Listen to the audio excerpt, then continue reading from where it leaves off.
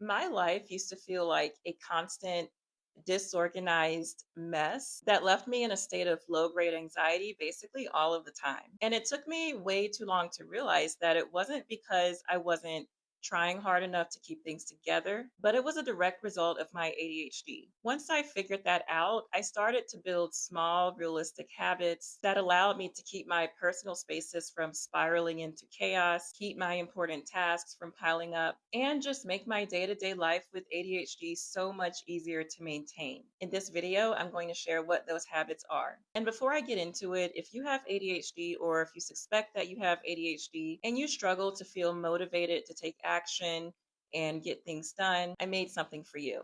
I call it a dopamine menu, and it's just a little list of small things that you can do to give yourself a little bit of an energy boost when you need to get moving and get things done. It's free and is linked in the description below. So, for a long time, I really believed that I was just someone who could not keep it together. I was that person who always had a bunch of dishes in the sink, laundry piling up all over the place, a room and a space in general that was a complete disaster, and things that I needed to get done in my life that were actually pretty important that just kept piling up to the point where I could never seem to keep up with them. And the worst part of that is that it inevitably made me more anxious, which made it even harder to start addressing things, which caused the disaster and the messes to grow bigger, and so on. And what I really needed was a better system that would have to consist of different smaller habits. Okay, so one habit that's really helped me is putting things away immediately.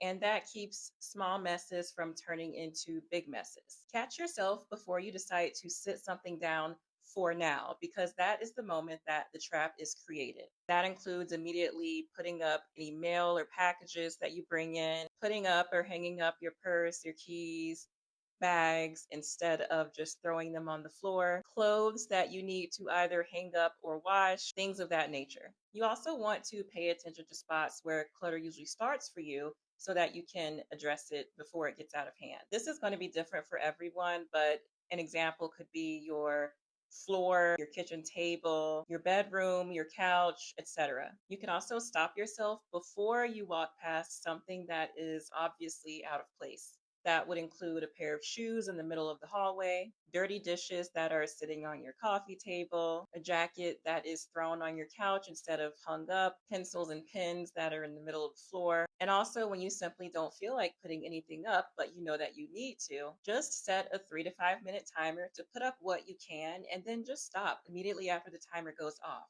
This makes the idea of doing that feel less intimidating because you have a clear stopping point. Even if you don't finish putting stuff up by the time your timer goes off, you still did something, which is way better than nothing. And the smaller somethings always add up. Another habit that's helped me is just making my bed every morning. And I just do it the best I can. It doesn't need to be perfect, it just needs to be done. This just sort of gives me a small win to start the day, and that momentum carries into everything else, like sticking to my other morning habits or starting a task that I've been avoiding.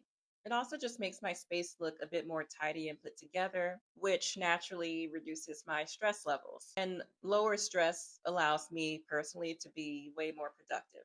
Making my bed every morning also just builds a sense of consistency and self trust, because when I do make my bed every morning, deep down, I know that even if everything around me is falling apart or life is just really chaotic, I can still do something. I can still at least do that and hold on to that. It's a reminder that I can still show up for myself in some small way, no matter what's going on. So, if mornings are chaotic for you, this is a great habit to start, even if you end up skipping everything else. Something else that's made a big difference for me is just ensuring everything I own has a place. This removes a lot of tiny decisions that drain my focus throughout the day and prevents clutter without much effort on my end. So you can start this by reorganizing most of the things that you own so that they all have a designated place where you know that they go. That includes things like books, notebooks, mail and other important items, journals and planners, shoes, jackets, craft or hobby supplies, clothes, whatever it may be. Also, when it comes to bringing new things into your home,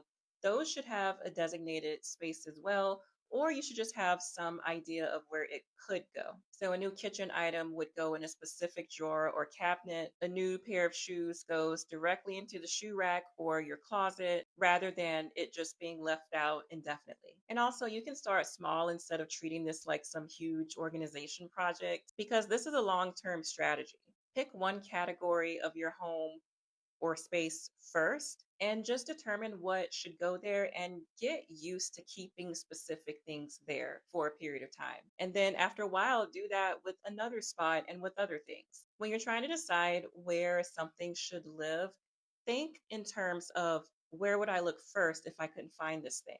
So, for example, you might look for your keys near the front door instead of your bedroom closet, or you'd look for your books on a bookshelf or in some sort of office space and not scattered across a bunch of different rooms. This habit, along with putting things away immediately, work hand in hand. One makes the other possible. I've also found it helpful to break cleaning into daily micro tasks. So I personally just feel a lot better when things are clean. And this method just helps me keep things clean without having to do everything at once and getting stressed out over it. So if the idea of cleaning usually overwhelms you, stop saving it for this one giant weekend cleaning session because most likely you end up being too depleted to actually do it by the time the week is over. And when you don't do it, it makes the problem worse, which leads to more stress. So, what you can do is spend a few minutes each weekday on one small part of a bigger cleaning task. So, for example, instead of cleaning your entire bathroom on one day during the weekends, tackle the sink Monday, the toilet Tuesday, the tub Wednesday, the floor Thursday, and so on with whatever's left. You can also pair the cleaning task with something that you already do so it feels like a natural step rather than a random placement in your day. So if you eat breakfast, it could be right after breakfast. When you eat dinner, it could be right before dinner or right after dinner.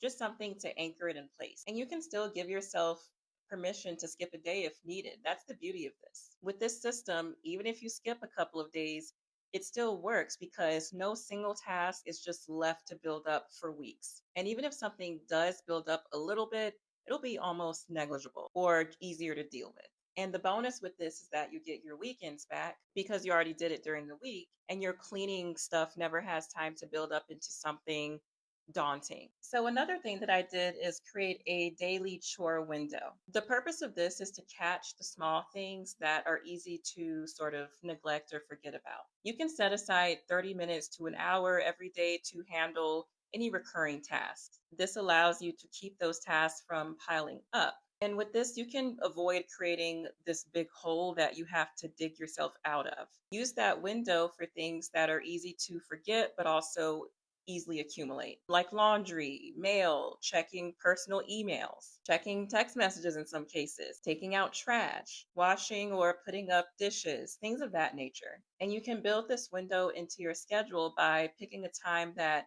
naturally fits into your day, like right after work or right before dinner. Then it can become part of your existing routine and feel more natural to do. And it'll be a lot easier to remember. You want to treat this window as flexible as well. If you only end up going through half of the list, then whatever you didn't do can just roll into tomorrow's window when you may have a little more time or more energy instead of it turning into this big crisis. A consistent daily chore window ensures that the smaller tasks get handled regularly before they turn into a big problem that you have to end up spending an entire weekend dealing with when you would rather be doing literally anything else. Next one is pairing unpleasant things with stuff I actually enjoy whenever it's possible for me to do that. This makes me a bit more willing to start a task rather than avoid it altogether. Choose something that may give you a little bit of a dopamine or energy boost so you have a reason to stay engaged with whatever it is you're trying to do. You can listen to your favorite song, watch some sort of a comfort show, or your favorite movie in the background.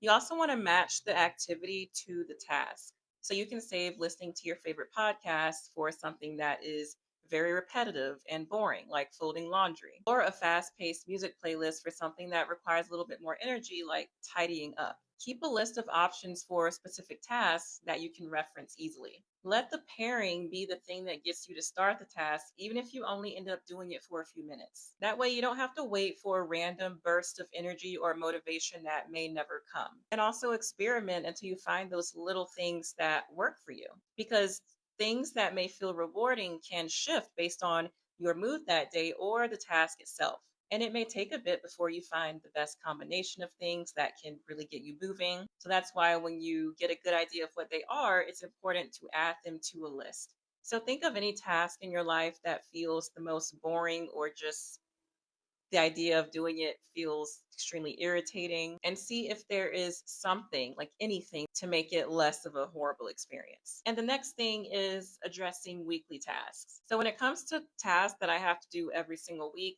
I rely on automatically scheduling those out ahead of time on a repeating basis. This really takes the mental load off of me having to decide what needs to get done and when it needs to get done. And for this, you want to choose tasks that need to happen regularly, but that don't need to happen every day. So that could be grocery shopping, running certain errands, meal prep, things of that nature. And it's easier to choose the same exact day each week that you'll address these things. And obviously, we all know life happens. So, of course, it can't always be at the exact same time.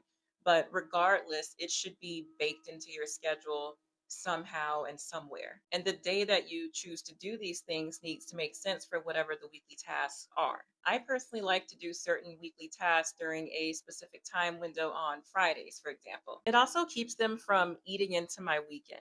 To remember these things, you can set up recurring calendar reminders or alarms one time so you're not manually re adding the same exact task every single week, and you're less likely to accidentally skip it altogether. Batch similar tasks together on the same day. For example, batch errands and grocery shopping back to back so that you're not making multiple trips out. And once again, you do not have to start doing all of this at once. You can start with one or two recurring tasks on the calendar and build from there once you get into the swing of things and once things feel automatic for you. And finally, one of the habits that has helped me the most is working on things in 5-minute increments. This is enough for me to get things in motion and get at least something done, but without it demanding this long stretch of focus that I'm not sure I'm able to give.